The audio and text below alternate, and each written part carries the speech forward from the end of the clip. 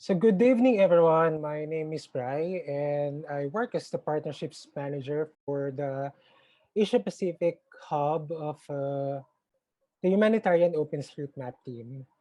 So much has been discussed about climate change, and as a global environmental problem, its transnational nature makes it a complicated issue to be tackled by one country, let alone one community. So human-induced climate change it made extreme weather patterns such as floods, landslides, droughts more frequent, more intense, and at the same time more persistent. So at the heart of the problem, however, are communities affected by climate change, and especially in parts of the world with already high levels of vulnerabilities. So while climate change, it will affect all countries, people from the poorest countries and those poor people from richer countries are likely to suffer more from it. They usually live in high-risk areas such as unstable slopes and unstable plains and houses made of unstable materials. So most of all, they are also not likely represented in maps. This unavailability of map data makes disaster response and preparedness a challenge and increases the already vulnerable position that they are already in these hazard-prone areas. So in November 8, 2013, you know what's coming. The world watched in horror as Super Typhoon Haiyan, or its local name Yolanda, which had sustained winds of over 150 miles per hour, decimated areas stretching from the eastern part of the country from Haiyan in eastern Samar to Busuanga, west of the Philippines in Palawan. So in the aftermath, aid responders from around the world, they flock and they flew to the Philippines to respond to the humanitarian crisis. But one group of unseen responders who volunteered their time, and even though they are unable to go there in person on the ground and respond to the crisis, they contributed remotely. So humanitarian responders are able to make data-driven decisions and at the same time be informed with up-to-date information where it is critical. So this group of volunteers, they use a tool called OpenStreetMap, and you can consider them as digital humanitarians. So first, let us start with this. When we hear the word humanitarian, the first thing that may come to your mind are images of Mother Teresa on the streets of Kolkata, or Princess Diana walking in the minefields of Angola, or even Princess Diana again, back in 1987 when she had this audacious move of shaking the hands of an AIDS patient in the London hospital, which was pretty much taboo back then. You may even think of organizations such as the Red Cross who are responding to areas struck by disasters to deliver aid. But with the changing times and the rapid progress of technology, humanitarian work, it has already taken a new dimension, which is called digital humanitarianism. So according to Patrick Meyer, digital humanitarians, so this is a mouthful, digital humanitarians are volunteers and professionals all over the world and from whatever background they are who take advantage of connectivity with international organizations and other groups where virtually in real time they support relief and development efforts worldwide. I tell you, it's already a mouthful. As someone from the Humanitarian OpenStreetMap team, or HOT, who actively use accessible technologies and work closely with volunteers online and in person, and OpenStreetMap communities and other contributors in the Philippines and around the world, it is safe to say that we all fit this definition.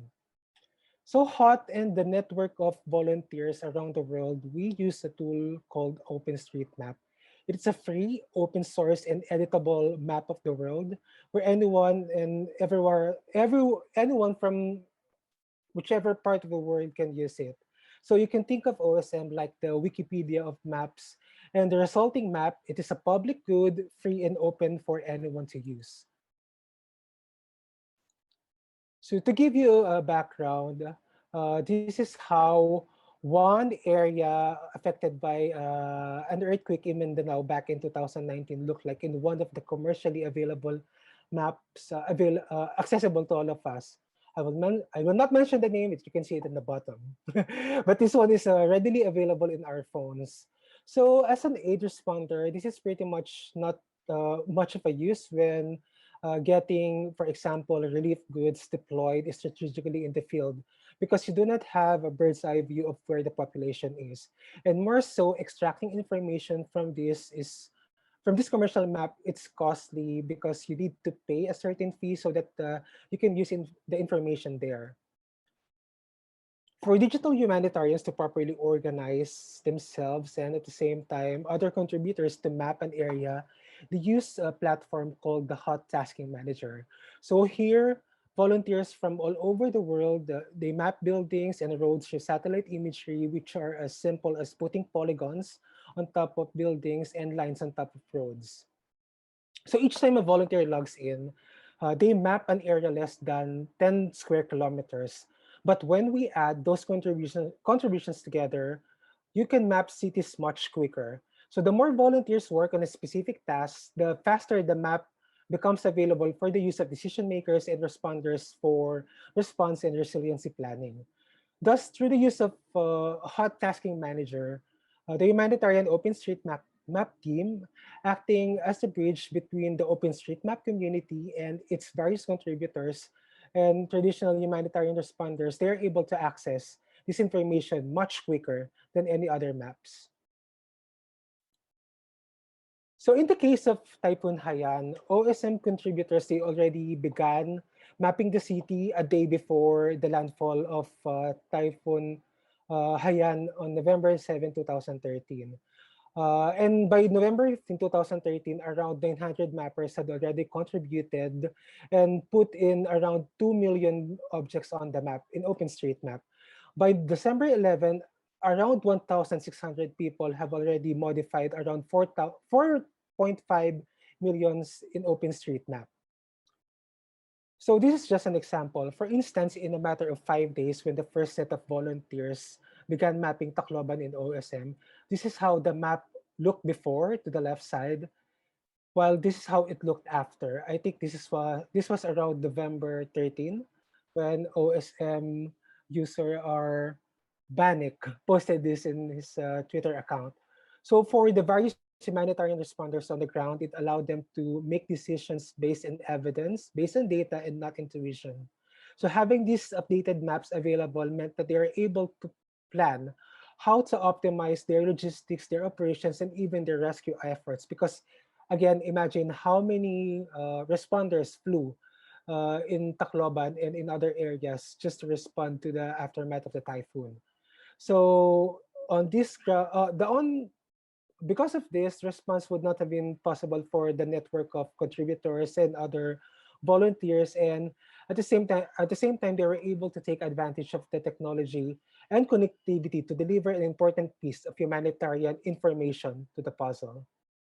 So O, as you may have guessed, stands for OpenStreetMap. So OpenStreetMap in Humanitarian OpenStreetMap Team. We are an international team dedicated to humanitarian action and community development through open source mapping, specifically through OSM.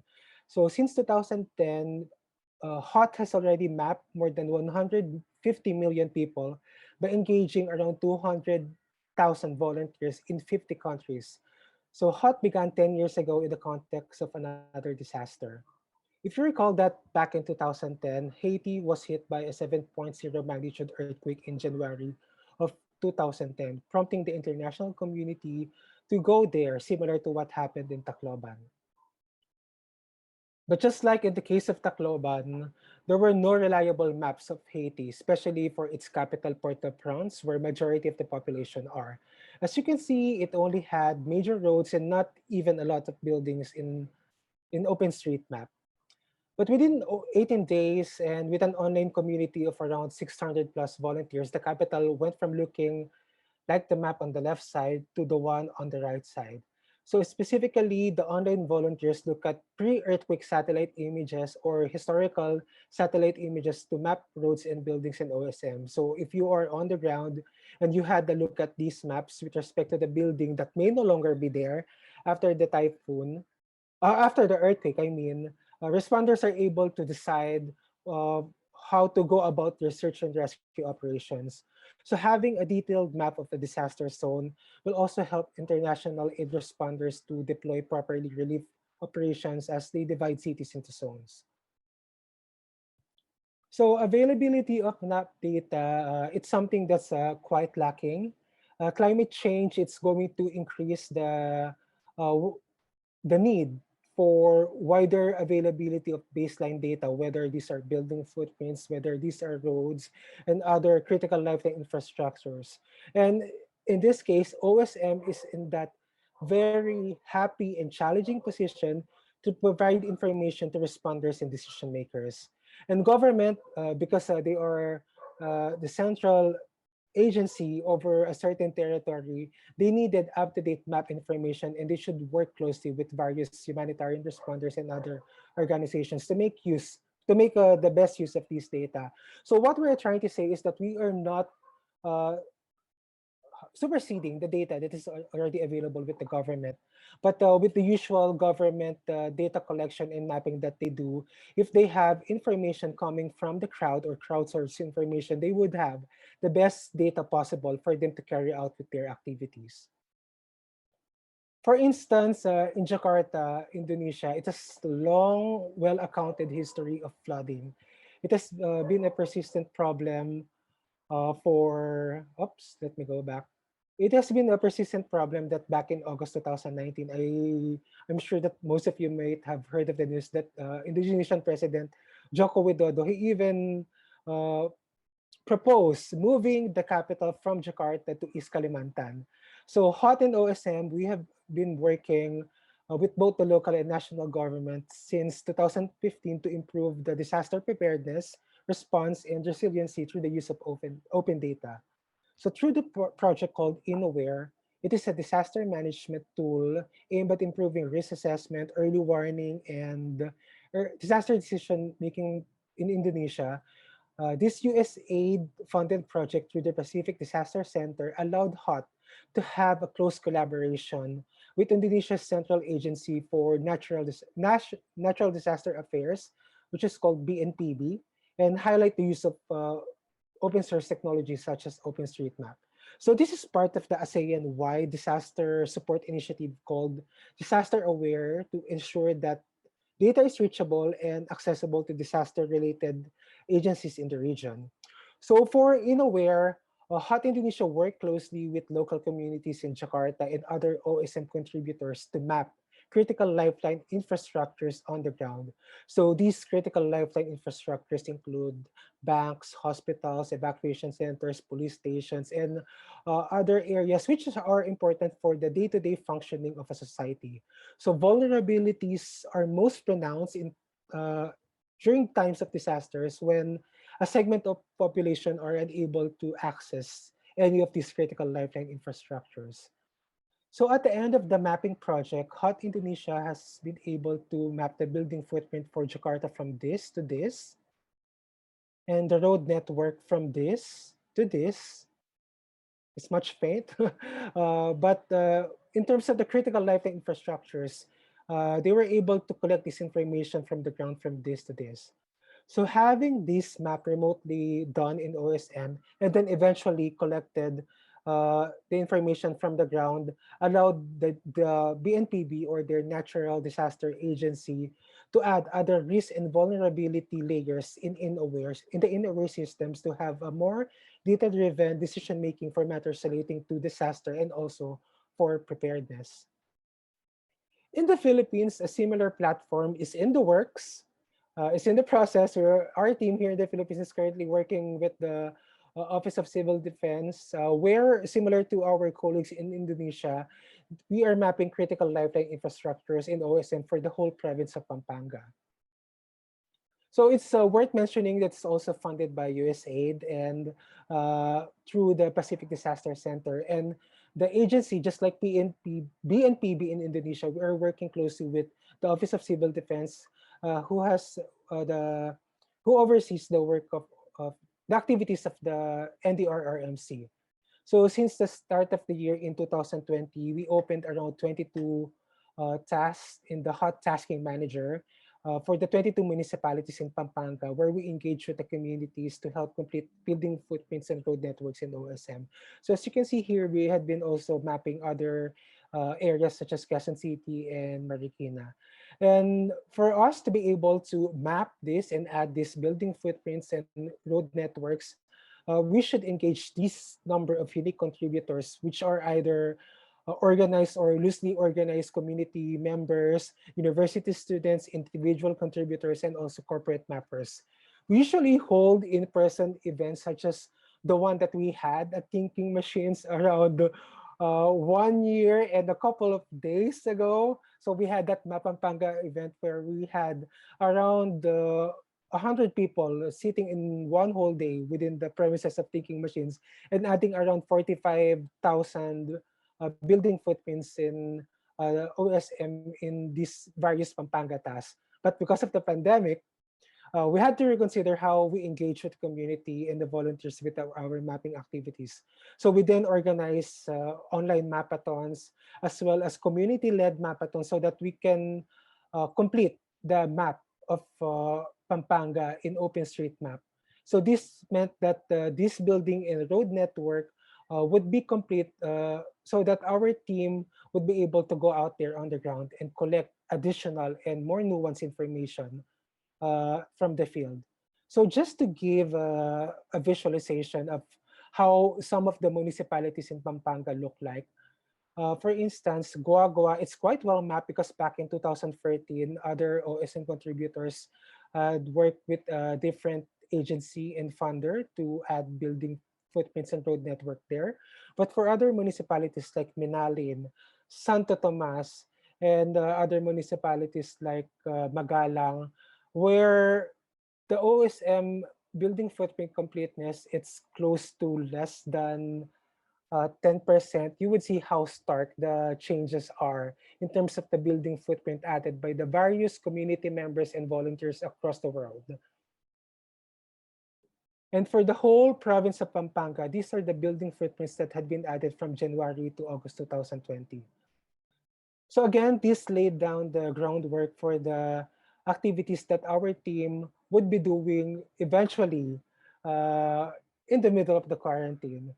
So for us to be able to go there, we needed these building footprints to be complete. And for our team to go there around August 2020, once the quarantine restrictions relaxed a bit, so we were supposed to do our mapping activities back in April. So while we complete the building footprints in OSM, our team should have been originally there doing the field mapping activities for those already completed municipalities. But COVID happened, but we had to be agile and do some changes with the way we approach things. So what we did is just almost complete the building footprint in Pampanga in August 2020. And then once we're almost done, and then coincidentally, the quarantine measures already relaxed a bit, our team went there. And what we did was what we have been doing is to train government staff how to use OpenStreetMap and the communities there, and at the same time go around the province so that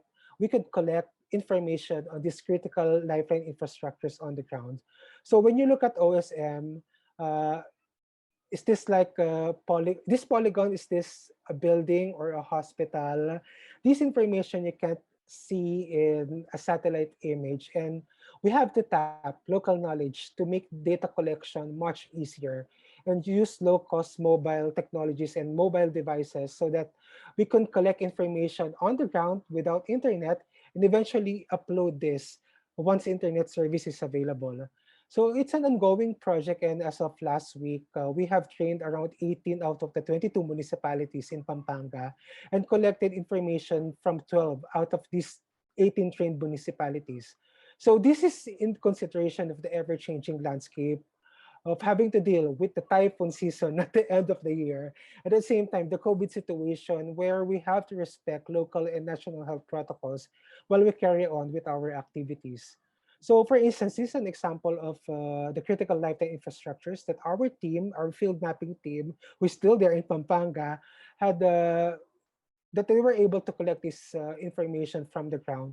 So for instance, when they go out there in the field, they have to identify whether or not this hospital would have 2 floors. Is it made from wood? Is it made from concrete? Would this have background generator or any other relevant information so that this information, it's readily available not only for the Office of Civil Defense, but at the same time for other stakeholders who may be in need of this information from OpenStreetMap. And this means that we were able to increase the POIs, or the critical lifetime infrastructures, from around 1,100 to 4,200 in February 19, 2021. So those are some of the projects that we have been doing in terms of disaster response, but there's still a lot of things that to be done. And a common thread in these projects that we have been doing in Indonesia and the Philippines is uh, there's a great involvement of the community and involvement of mapping from the community within OSM. So since the advent of digital maps, visibility of map data has been often based on the community's economic worth. So OSM is a tool to correct this data injustice, and as well as vulnerable and invisible communities are on the one hand put on the map, and they are also equipped with the tools and knowledge so that they can put themselves on the map. So to achieve this community-driven movement in OSM and increase the impact of open source maps for humanitarian and development purposes, HOT is in the process of setting up open mapping hubs in 4 regions. So these are in East Africa, West Africa, Latin America, and the Caribbean, and Asia and the Pacific, specifically here in Manila, Philippines. So we are working in 94 countries, aiming to map an area home to 1 billion people by increasing our engagement with 100 to 1 million mappers. So within Asia and the Pacific, we are targeting to increase OSM information and contribution, and of course, volunteer base and contributors to around 26 countries. And we are hoping that by creating this ecosystem where governments, private and nonprofit organizations, humanitarian workers, and of course, communities and individual contributors, we're able to add meaningful data in OpenStreetMap. So I keep on repeating the involvement of communities because of the special contribution that they provide in OSM. For instance, prior to any mapping activity, a map, if you look at the left side, can look like this in OSM. The details are sparse. The map could indicate a generally populated place, but this data is insufficient. But if you look at level 1, the second one to the left, by mapping through satellite imagery, which most of our volunteers have been doing in our HotTasking Manager, volunteers and OSM contributors, we are able to put buildings and roads where decision makers are able to either make rapid population estimates on building footprints, and at the same time do rapid disaster analysis and basic navigation through the network of roads. But for levels 2 to 4, uh, those three to the right, more attributes are added in OpenStreetMap, which can further improve the delivery of programs and other disaster assessment to a community, which can then improve not only the disaster response, which is quite reactive, but at the same time also disaster preparedness, which is on the proactive side. So moreover, communities who have the geospatial literacy of their own communities, they can be more conscious of their own vulnerabilities. And at the same time, they can demand better services and infrastructure within their locality.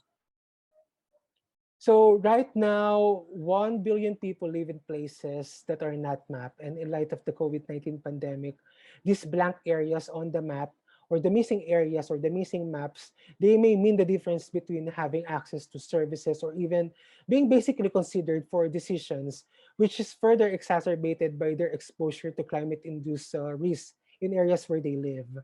What I'm trying to say is that being the digital humanitarian is taking advantage of the technology accessible to us on behalf of those who are not able to put themselves on the map because of inequality in access and inequality of access in technology. So you do not have to be on the field to become a humanitarian. And every mapping done is part of a larger process that affects the lives of real people. They are not just number. So what we had been telling with volunteers and other organizations, corporate mappers, or other tech companies who would want to do mapping activities with us and contribute with other initiatives that they may be in capacity to be part of in this whole movement is that the mapping that you may have done in the morning would definitely figure in into decision making of organizations out there in the ground when they do their activity the day after. So disaster response is just one half of it, while disaster preparedness is the other half. So having the most up-to-date maps of these vulnerable communities that are also mapped by the communities themselves is one way to bring back that justice to them. So let me end with this quote from one of our hot colleagues. I love this guy, who was the former Technology Innovation Advisor for Medecins Sans Frontières, or MSF. When you have a place like South Sudan, where millions of people and live and die without ever figuring in the database anywhere, their names will never be written down. To not be on the map is quite a powerful statement of uncaring. So he tells people at Mapathon sometimes that that the house tracing that they are doing right now, that hot, that's the first time in the history of humanity someone cared enough about them to take note. So this is what I want to leave to the attendees of this session, is that every mapping activity that we do in OpenStreetMap, it figures in into a large process. And for us to be able to map an area home to 1 billion people, it starts with engaging people from various levels of engagement, whether it's an individual contributor, whether it's a corporate mapper, whether it's an organization, an NGO, or even tech companies and even the government. All the people engaged in being taught how to use OSM and how to put detailed and more attribute in OpenStreetMap to improve from a level 0 to a level 4. So thank you very much.